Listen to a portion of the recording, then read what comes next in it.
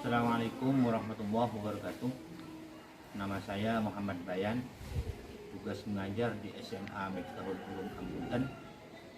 Berikut ini kami sajikan video praktek pembelajaran RPP 2, PPL 2, RPP 3, LPTK IAIN Madura Angkatan 3 tahun 2002. Semoga bermanfaat.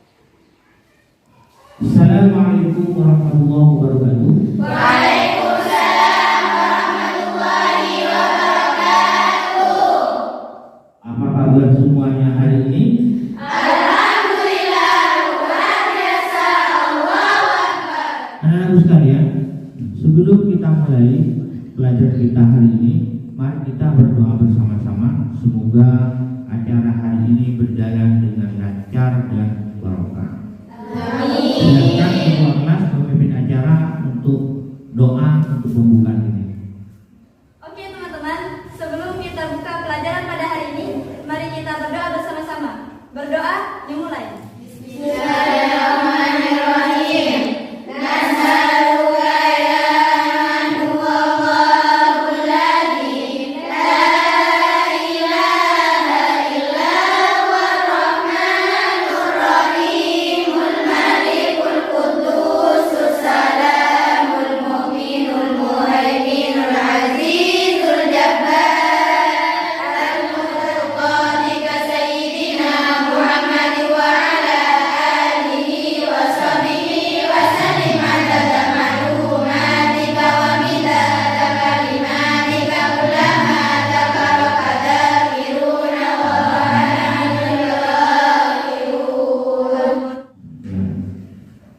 Kemudian hari ini kita bisa melanjutkan proses belajar mengajar yang mana kita masuk pertemuan kedua materi kita hari ini. Sebelum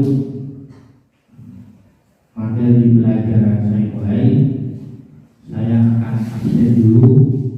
Apakah hadir semua atau ada yang tidak hadir? Abifatul Rafiqo, anak-anak sekalian, sebelum saya mulai, sebaiknya kita bergerak dulu biar semangat. Ayo, bagaimana hilirnya? Kami tafakari, apa jadinya? di dunia. Ya. Pertemuan kedua dari tema kita. Apa tema kita? Faktor-faktor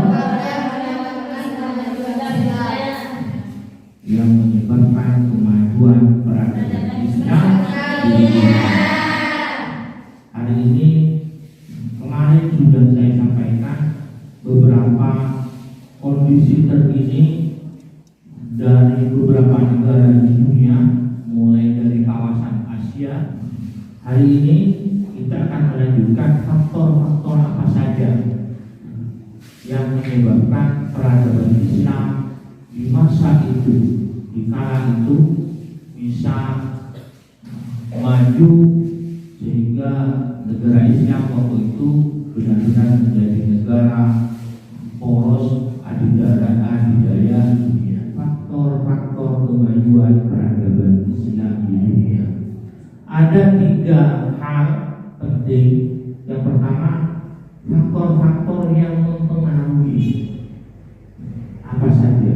Yang kedua, faktor yang mendorong, terutama dalam kebangkitan filsafat dan sains di peradaban dunia Islam waktu itu.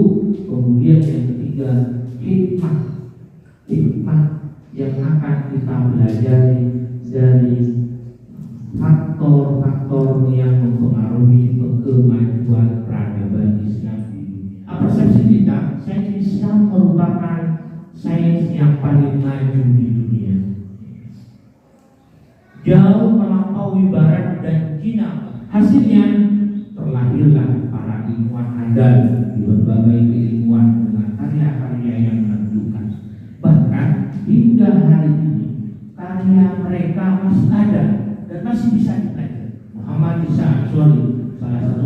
di Solo berpendapat awal mula kebangkitan peradaban Islam dapat ditelusuri dari perkembangan ilmu pengetahuan dan kegiatan intelektual di dua tempat, di Baghdad dan di Cordoba. Di masa Al-Ma'mun berdirilah Baitul Hikmah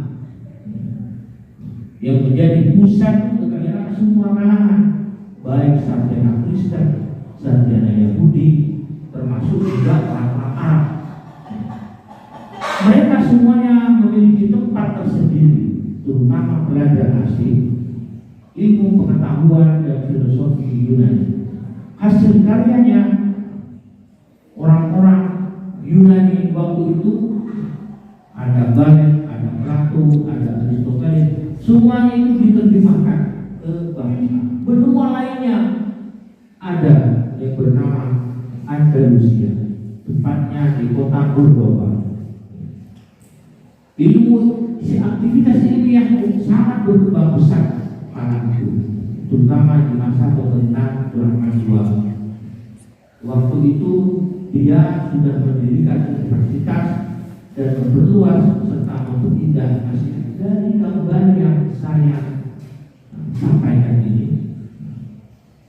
Bagaimana rasanya bernostalgia dengan masa lalu waktu itu, di Cordoba dengan kehebatannya, di Baghdad dengan kejeniusannya, dari dua kota ini pula dimuat terkenal.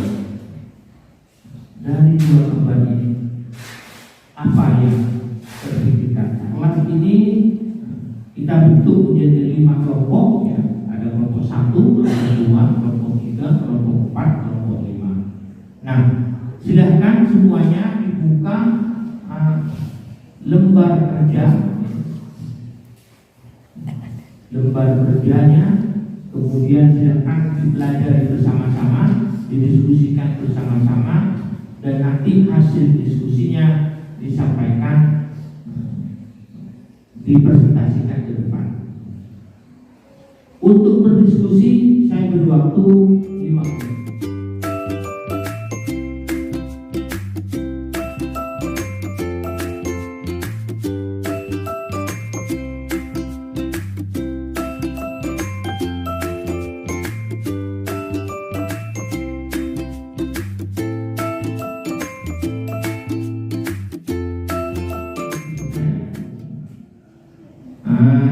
Silahkan langsung mempresentasikan hasil diskusinya, perwakilan dari masing-masing kelompok tanpa saya suruh. Silahkan. Kelompok 1. Assalamualaikum warahmatullahi wabarakatuh. Waalaikumsalam warahmatullahi wabarakatuh. Saya perwakilan dari kelompok 1 akan mempresentasikan faktor politik yang mempengaruhi kemajuan peradaban Islam di dunia.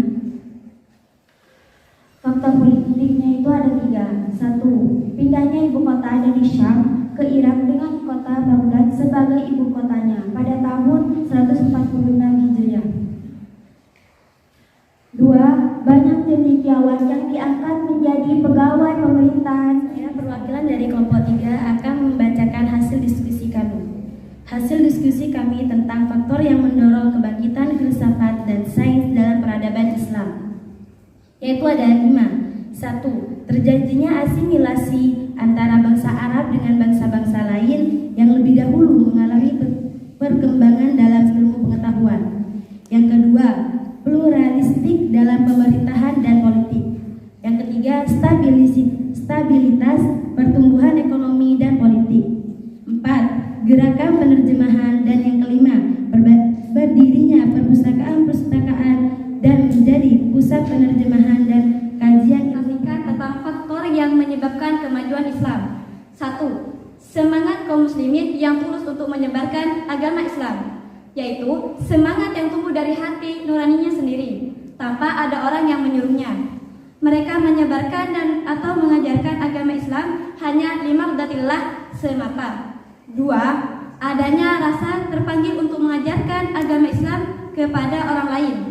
Mereka mengajarkan agama Islam kepada orang lain tanpa pamrih dan membutuhkan imbalan. Mereka hanya hasil dari diskusi dari masing-masing kelompok agar lebih mendalam apa yang sudah kita diskusikan, maka silakan kelompok yang lain untuk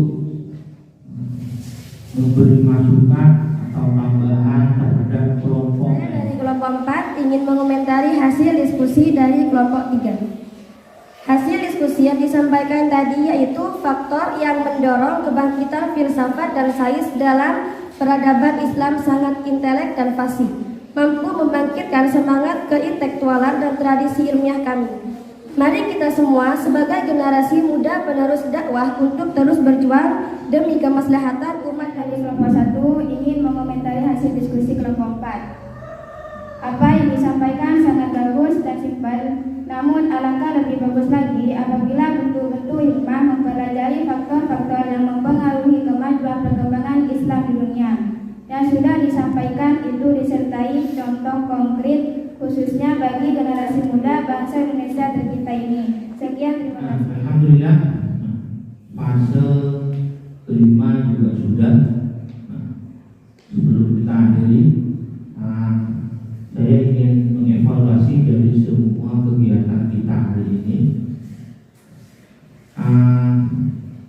bahwa faktor yang mempengaruhi kemajuan peradaban Islam di dunia itu dari faktor yang mempengaruhinya ada dua. Pertama, faktor politik, stabilitas politik yang bagus waktu itu.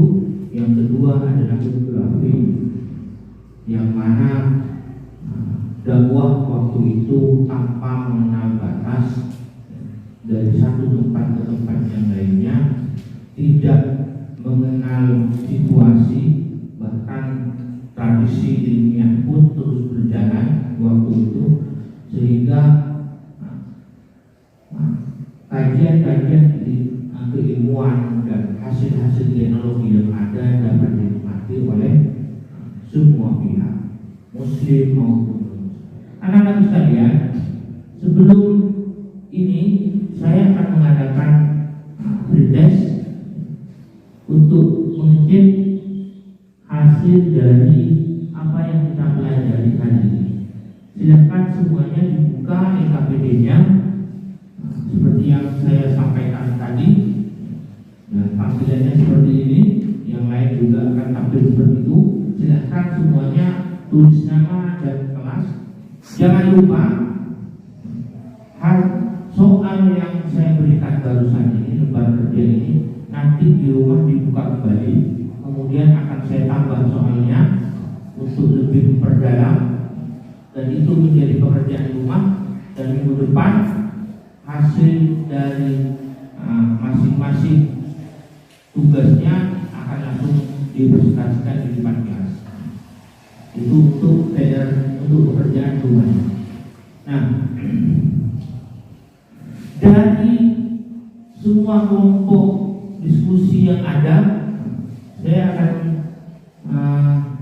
memberi hadiah untuk satu kelompok diskusi yang diskusinya tadi paling bagus, yaitu kelompok 2.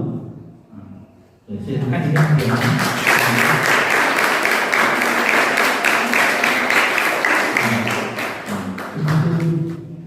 saya tutup. Mari bersama-sama kita berdoa dengan bersama-sama membaca Rabbana Al-Fatihah.